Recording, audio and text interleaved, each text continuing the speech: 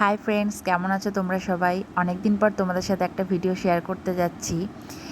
দেখতে তো বুঝতেই পারছো যে ঘুরতে যাচ্ছি। আসলে বাঙালিদের জীবনে আর আছেটা কি, খাওয়া দাওয়া আর ঘোরা।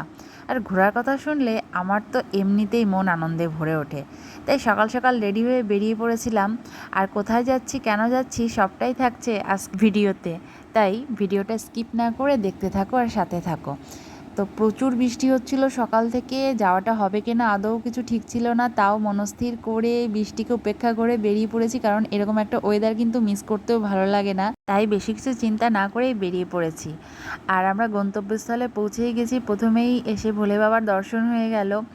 আমরা এসেছিলাম কালনায় 108 শিব মন্দির দর্শন করতে। খুবই সুন্দর একটি জায়গা। যারা যারা এসেছো তারা তো অবশ্যই জানো।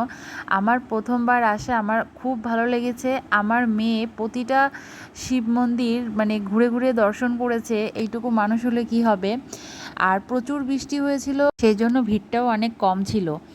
তাই আমি যতটা পারলাম তোমাদের সাথে শেয়ার করলাম। পুরো ভিডিওটা মানে কমপ্লিট করতে পারিনি, কারণ অনেক বড় মন্দির, এতটা মানে ভিডিও দেওয়া আমার পক্ষে সম্ভব ছিল না। তাই যতটা পেরেছি তোমাদের সাথে শেয়ার করেছি।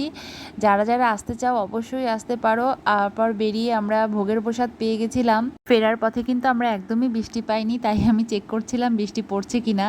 আজকে দিনটা কিন্তু খুব ভালো কাটিয়েছিলাম। তোমাদের ভিডিওটা কেমন লাগলো অবশ্যই জানিও। Thanks for watching.